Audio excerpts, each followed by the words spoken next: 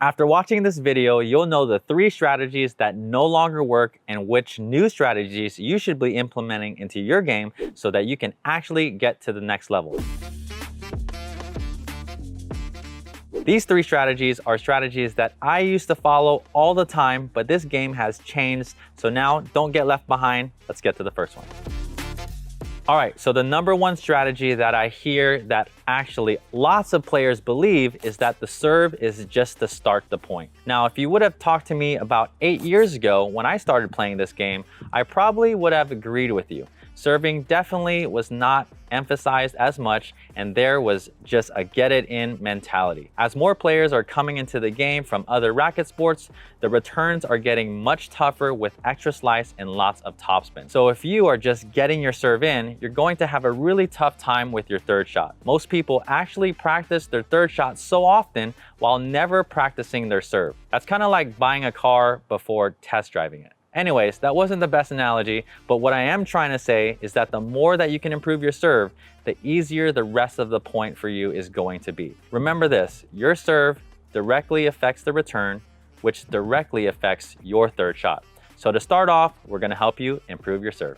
All right, so first things first, if you're using the bowling motion like this, you might be able to send it where you want it to go, but it's really going to hinder the amount of power you're going to generate and definitely the amount of topspin as you are learning correct service motion. So what we want to do is we want to make sure that we get out of this bowling motion, and I want you to think of more like a golf swing or a baseball swing, coming and actually swinging from here, contacting the ball, and swinging and following through here. But we'll get right into that.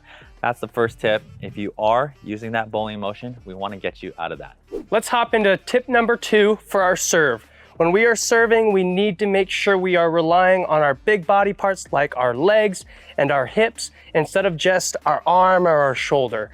When we are serving, we have to make sure we bring our weight back, we drive our weight forward, and we're making sure we rotate our hips fully as we're making that swing. So instead of just swinging the little body part like our arm, we're gonna bring it all together and use our lower body and our hip rotation, and we're gonna transfer our weight forward as we swing all together.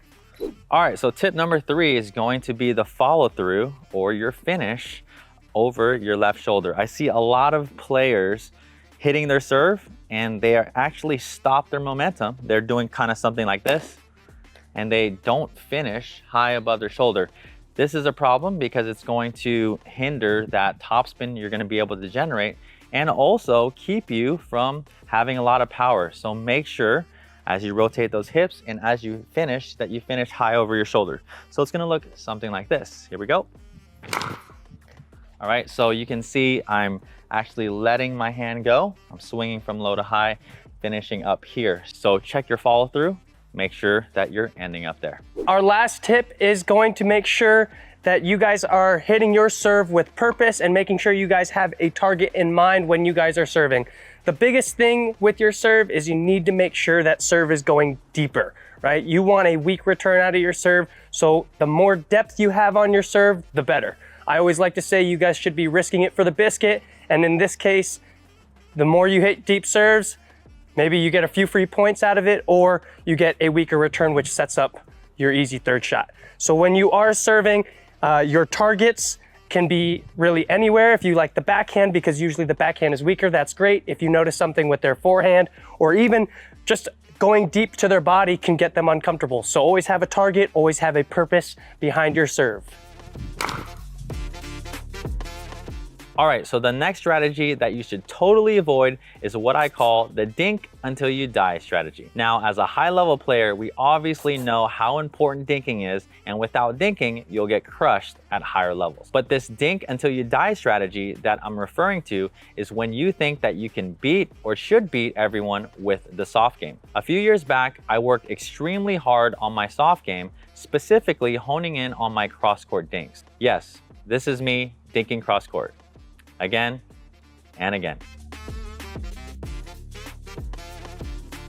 You see, I got so good at dinking cross court, I actually won some 5-0 tournaments by just having a good dink game. I had at that time the dink until you die mentality, Although as the game started to grow and the players started to get better and better, I quickly learned that I needed a lot more to add to my soft game. So what should you do instead? Well, you need to learn how to attack. You need to learn how to attack off the bounce and out of the air. All right, so first things first, off the bounce attacks. What are we looking for? What kind of ball are we looking for? Well, the first thing is that we want to be looking for a ball that I can hit out in front. So I have to make sure that it is out in front of me. I have enough space, and also I'm looking for more of a dead dink, a dink that doesn't have a lot of spin and is not pressing me or putting a lot of pressure on me. And what I'm gonna do is I'm gonna wait for that ball to come to the apex so that I can attack it. So like if me and Kaden are dinking right here we go. So I'm looking for any ball that kind of sits up. That's a pretty good one right there, okay? So these are the kind of balls I'm looking for, dead dinks, dinks that are not pressing me in any way and that I can contact the ball out in front. Let's talk about tip number 2, and that is creating space and how we need to set up our paddle. So when I'm here at the kitchen line, like Jordan said, we need this ball to be in front of our body, which means if you are finding a ball to be inside your body a little bit, that's okay, but I need to make sure I'm moving my feet to have that space, all right? Now, a few ways we can do that is by either taking one step back, one big step back, or maybe taking a shuffle step back to give yourself that space. Now notice my hand goes down, and for me, that would be my paddle head as well. So when I do take my step back, I'm gonna have my paddle head down so I can get underneath this ball, and from here I'm going to attack. So that leads right into tip number 3, and we're going to talk about pronation. Now this is the actual technique you're going to be using for your speed up. I might go into detail in a future video, but this is going to be a really simple way to explain it, okay? So I got my forearm here, you can see that, and I have my hand down, just like Kaden was just saying, and my paddle head down.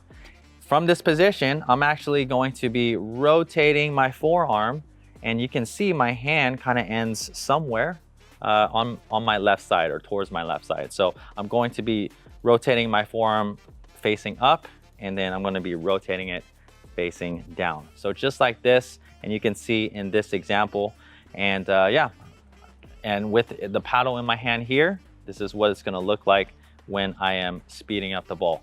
So we'll show you a couple clips of that here. Our last tip is to make sure that when you attack, it's super important to make sure that you guys are more precise than giving the ball more power. So when I am attacking, we're looking for a few different ways to attack, and of course, places to attack. I personally love to attack spaces on the court that maybe my opponents are not there, but primarily, typically when I attack, I'm going to be attacking my opponent's dominant side. So if they're left-handed, I'd be attacking their left side, as in their left shoulder to their left hip, or if they're right-handed, I'm gonna be attacking their right shoulder to their right hip. And what this does is it forces people to get pretty uncomfortable, and this is where you start to see that chicken wing shot come into action.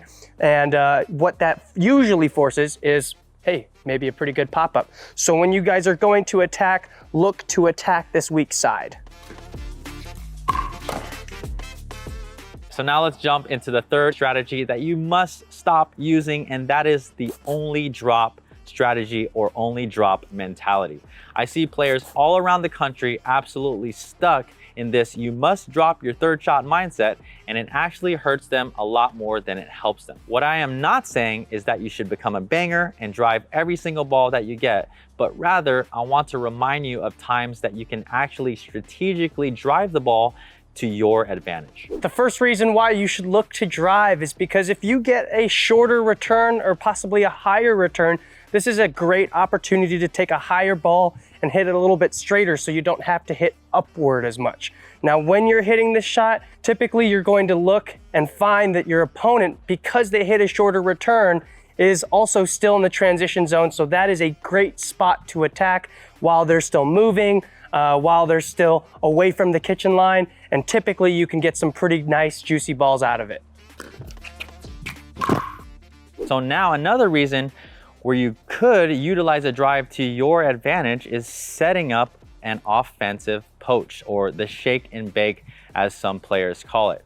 If I have a really good drive and I can drive this ball low to the net or catch the opponent coming in after their return, maybe my partner could sneak in on a high volley and then capitalize on that and try to finish on our 5th shot. And sometimes you could just bake your own shake. All right, our third tip for why it's a good thing to drive is because usually when you hit a good third drive, you get a weaker 5th ball, which means easier transition to the kitchen line. Now, the return could be coming pretty deep with a lot of spin. So once you do hit your 3rd ball, I guarantee you the 5th ball that comes off of your drive will not be anywhere close to as hard as this return comes in, all right? If you are getting a return that comes right on this line, you are not going to be getting a 5th ball that comes onto this line from your 3rd shot drive. Thanks so much for watching. If you'd like to see a video specifically talking about the nuances of the serve or attacking off the bounce, click up here.